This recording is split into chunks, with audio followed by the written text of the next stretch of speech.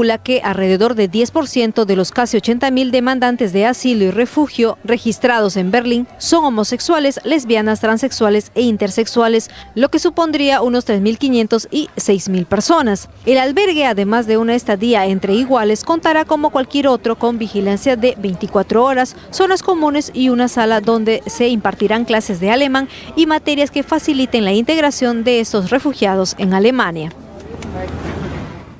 Como precisó el informe, los refugiados homosexuales son acosados por otros refugiados en los centros de albergue.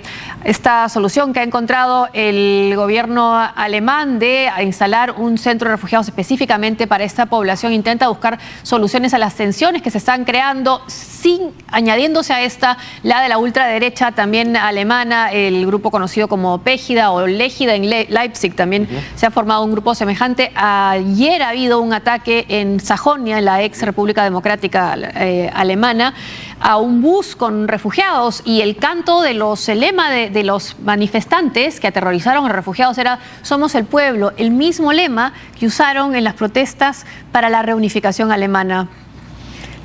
Triste, ¿no? Porque es otra la causa. Bueno, pero nuevamente el tema de cómo la experiencia de la Segunda Guerra Mundial y la experiencia del fascismo fueron procesadas por las dos mitades de Alemania, ¿no? La Alemania occidental hizo una autocrítica y un trabajo de introspección severo. En la Alemania oriental se culpó de todo al fascismo y al capitalismo, y luego entonces el pueblo alemán no tenía nada que ver, no tenía responsabilidad alguna. Y entonces la cultura política de la ex Alemania comunista es una que no siente culpa por ese pasado, cosa que sí existe en Alemania occidental y que previene en parte al menos el crecimiento de este tipo de grupos. Pero digamos, esta es gente que ya que qué cosas peor le puede pasar. Gente que ha huido de su país porque estaba en guerra, probablemente haya perdido parientes en el proceso, no solo por la guerra, sino en los botes que se hunden camino a Europa y donde la gente se ahoga.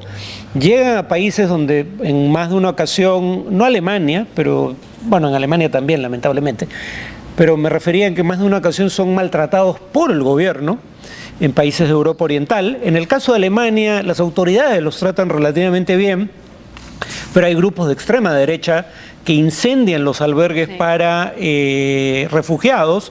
Los refugiados tienen que vivir hacinados en albergues, digamos, donde hay centenares en muy poco espacio. Y en ese contexto, además, los refugiados que pertenecen a alguna minoría sexual, étnica o del tipo que fuese, son víctimas de acoso por parte de otros refugiados.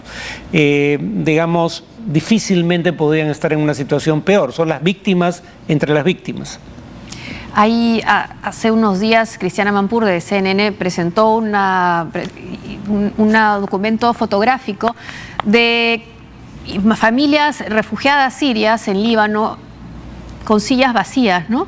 Entonces salía una familia, mamá, 2 hijos, el padre ausente porque murió, o los hijos sin los padres, retratos de lo que queda de muchas familias sirias. Claro, como decía, es gente que ha sufrido tanto que uno diría, pues tendrán compasión de otros que sufren discriminación. La mayoría la tiene, digamos, no son actos masivos los de acoso, pero el hecho es que cuando ocurren, muy poca gente se atreve a levantar la voz para defender a las personas agredidas. Ahora se ha buscado una solución por el momento. El gobierno sirio aceptó la propuesta de Estados Unidos y Rusia de un alto al fuego, sin embargo anunció que continuará en su lucha contra el terrorismo. Tanto el gobierno sirio y la oposición han aceptado el cese al fuego en el país, acordado ayer por Estados Unidos y Rusia, que empezaría la madrugada del 27 de febrero. El régimen del presidente Bashar al-Assad en un comunicado destacó la importancia de cerrar las fronteras y poner fin al apoyo externo que reciben los grupos rebeldes, así como frenar sus capacidades o cambien sus posiciones con la finalidad de que lleguen a cumplir el acuerdo. Asimismo señalaron que coordinarán con Rusia sobre los grupos y territorios que serán incluidos en el plan. El ministro de Reconciliación Nacional sirio, Ali Haidar, dijo que si bien el gobierno aceptó este cese de hostilidades, este no debe ser utilizado para hacer retroceder los últimos avances que el ejército y sus aliados han alcanzado. Siria está aceptando un cese de las operaciones militares, así como el cese de las agresiones contra el ejército, asociaciones del Estado y los ciudadanos sirios. Pero esto no debe ser una excusa para cambiar los hechos en el terreno y detener los avances y las victorias que el ejército ha obtenido en este último periodo. Haidar dijo que este acuerdo puede motivar a los combatientes a entregar sus armas al gobierno, ya que cree en la reconciliación nacional. La oposición, agrupado en el Alto Comité para las Negociaciones, aceptó de manera condicional el cese de fuego. El líder del grupo, Riyad Hiyad, dijo que este pacto se establecerá en función de las garantías internacionales. Sin duda, este entendimiento fue recibido con gran optimismo en la capital, Damasco. Espero que se lleve a cabo y que las personas se sientan seguras y por fin la sangre deje de correr. Esperamos que todas las partes sean serias, aunque es algo muy difícil porque hay demasiadas personas involucradas. No puede haber una solución política en el bombardeo, así que el alto al fuego debe ser una manera de sentarse a la mesa de negociación para poner fin a esta guerra. Aunque no todos los ciudadanos sirios están de acuerdo con el alto al fuego. Estoy en contra del alto al fuego porque creo que no van a ser capaces de imponerla a los grupos armados que cumplan con esta decisión. En tanto, la oposición siria ha denunciado que Rusia ha aumentado sus ataques aéreos a pesar del acuerdo alcanzado.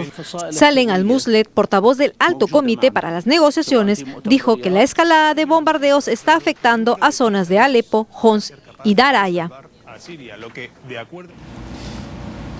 El país publica esta caricatura sobre la situación en Siria, ¿no? Cómo va la guerra en Siria. En una mesa de ajedrez está Barack Obama y dice Estados Unidos quiere negociar. Estados Unidos ha pactado con Rusia el cese al fuego a partir del sábado para comenzar las negociaciones. Rusia, en realidad al-Assad, tachado, va ganando. Las fuerzas de Bashar al-Assad, con el apoyo de Putin, están a punto de tomar Alepo, la ciudad más importante de las fuerzas rebeldes. Jaque, dice Putin, y abajo está el ISIS escondido, está herido pero no derrotado, ha sufrido muchas derrotas, ha perdido territorio, recursos y militantes, sin embargo no está eliminado, aún tiene poder para realizar nuevos ataques terroristas, la gente sigue perdiendo por la cantidad de muertos y desplazados. ¿Dirías que es así, que hay un jaque de Putin a Barack Obama? Sí, salvo que, digamos, el cese al fuego cobre vigencia y las negociaciones lleguen a un puerto. Cosas que todos deseamos, pero que nadie puede garantizar en este momento. Porque, por ejemplo, decíamos ayer, va a haber, Estados Unidos quiere que el cese al fuego comprenda grupos como Jaish al-Islam o el Ejército del Islam y Ahrar al-Sham, pero no al Frente al-Nusra.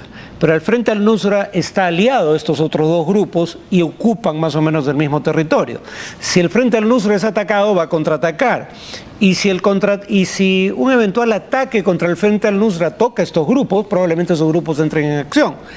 ¿Cómo van a hacer para extricar al Frente al-Nusra de los demás grupos? Es algo que no entiendo, y de eso va a depender la vigencia del cese al fuego entre el régimen y sus milicias aliadas y las otras milicias opuestas al régimen. Repito, el Estado Islámico no es tan complicado porque el Estado Islámico está en un territorio que ocupa por sí solo. El Estado Islámico no tiene alianzas con ningún otro grupo irregular armado, pero el Frente al-Nusra sí. Y además el gobierno sirio ya dice que para ellos el cese al fuego no incluiría estos dos grupos que mencioné, Jaish al-Islam y Ahrar al-Sham, que son dos de las milicias más importantes opuestas al régimen, que sí tienen apoyo de Turquía, Arabia Saudita y Occidente, y simultáneamente, sin que se haya iniciado la negociación sobre una transición política, él ya está convocando elecciones parlamentarias. Entonces, digamos, nadie quisiera ser ave de mal agüero en un contexto como el de la guerra civil siria, pero es una lucha cuesta arriba, ¿no? Una pausa y al volver. Antes de dejar el poder, Barack Obama quiere cumplir una de sus promesas de campaña.